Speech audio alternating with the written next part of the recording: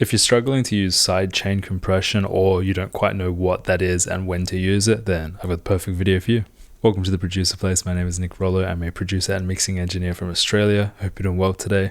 As I said, I'm going to show you how to use sidechain compression. I'm using Studio One. This works in any DAW.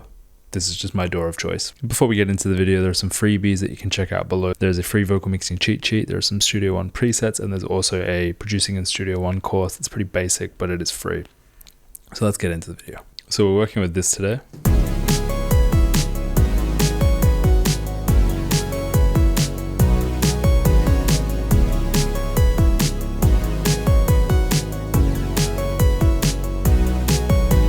So what is sidechain compression? What is compression? Compression is bringing the peaks and then pulling them down when they cross a certain threshold. This is beneficial because one, we reduce the loud parts, and also we can push up the volume of the lower parts so we get a more even signal. Now, sidechain compression is essentially like compression, but instead of it just being a threshold based thing, so you've got a baseline, and whenever the baseline crosses my hand, it gets compressed. Basically with sidechain compression, we can have that threshold, but it's completely triggered by an external sound. So say a kick hitting, then the bass will reduce. So this can be used in a number of different circumstances. One is, say we want to get the bass to pulse with the kick. The kick hits, the bass dips, kind of adds a bit of movement. Maybe we want to have a vocal delay, but when the vocal is actually like singing, the delay is ducking. And pretty much anything where you've got one sound and you want another sound to dip in volume, that is when we would use sidechain compression. Now there's also sidechain EQ, so an EQ band that dips when another instrument is playing. So say we had a piano and then we carved out a certain frequency range. When the vocal hits, that frequency will dip. Some plugins can do this easily, some it's a little bit more complicated. We're not going to look at that today, just compression. So let's get into it. So the lowest hanging fruit really is getting a bass to pulse with a kick.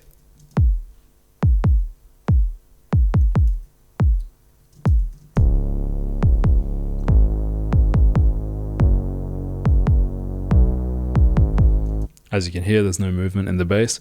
So what I want to do is grab the compressor in Studio One and then this little sidechain up here. I'm going to click this. Impact Stereo 1 is my kick, but I haven't labeled it. Basically, it's just like any other compressor. Just as I said, it's got an external signal coming in. I'm just going to go auto for now with the attack and release and see what it does. And then I'm going to just slowly bring down the threshold until it starts to kick in.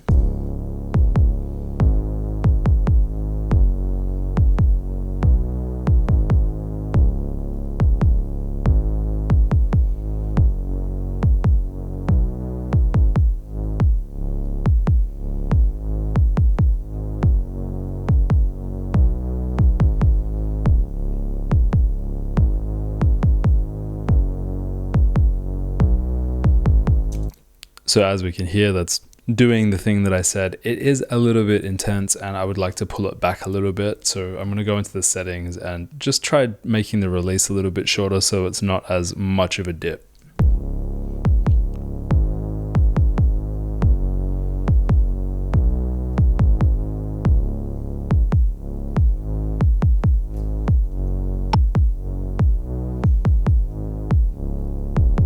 Cool, that was feeling a little bit better. It was a little bit tighter. Now for some genres, for some sounds, you might want that release to be slower, so it's more of a pulse. For this, I just want the bass to get out of the way when the kick hits because I want that kind of pulse, that flutter. So now I'm just going to reduce the threshold until I get, I don't know, 2 to 3 dB.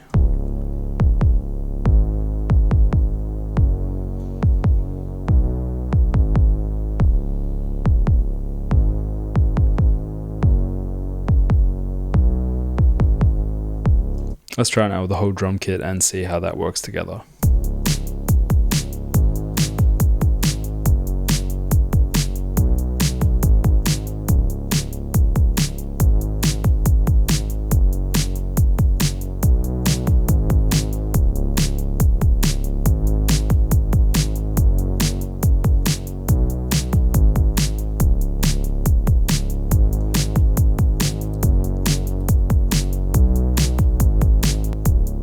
So just notice how when I turn off the compressor and the sidechain, it the kick just gets lost a little bit more and the bass just sort of stagnates. When I turn it on, the kick punches through and the bass just has this movement to it that really feels quite good.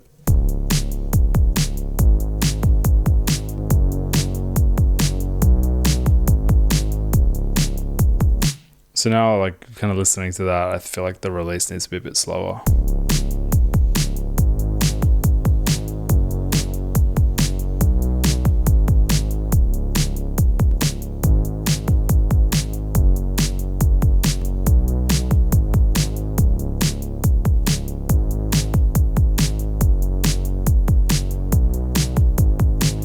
Whether or not we want to use sidechain in this particular instance is up for debate. I feel like it's really nice, in particular on a 4-to-the-floor kick drum with a bass that's held out, because then you get that kind of pulse, do kind of sound. This can be done exactly the same with a pad.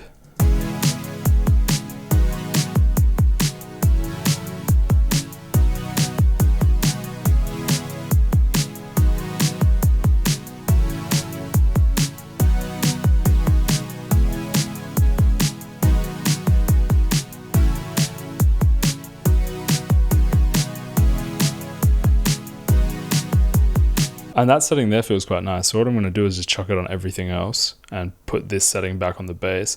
And let's see how it feels with all of them pulsing.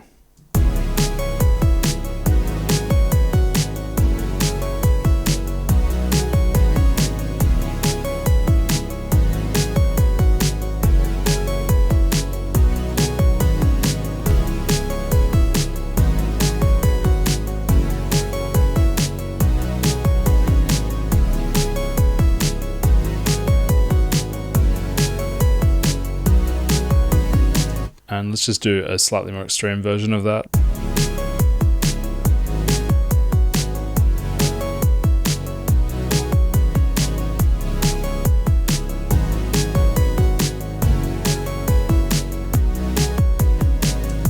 But I think the easiest way to think about like what is sidechain and when to use sidechain, particularly for this kind of outcome, is if we've got like a bunch of sounds or a song or production and it's really stagnant, so all of the sounds are just kind of dragging along without much like flutter, without much movement, adding a bit of sidechain compression can give you that kind of pulse that is perhaps a little bit more lifelike. If I was playing guitar or playing drums, you know, there would be natural movement, but with electronic sounds, we don't have that. So I find just having those volume dips that move with something like a kick just gives it something else. As I said, you can also use it more tactically, like to get something out of the way. The kick and the bass might be clashing. In that case, you want to use the sidechain compression to get rid of the bass when the kick hits, or vice versa. In this case, wasn't as bothered by that, was more looking for movement. But I hope this has been helpful. If it has, hit like, hit subscribe, and turn on the notification bell. Go check out those freebies below, and I'll catch you next video. If you have any questions, comment below.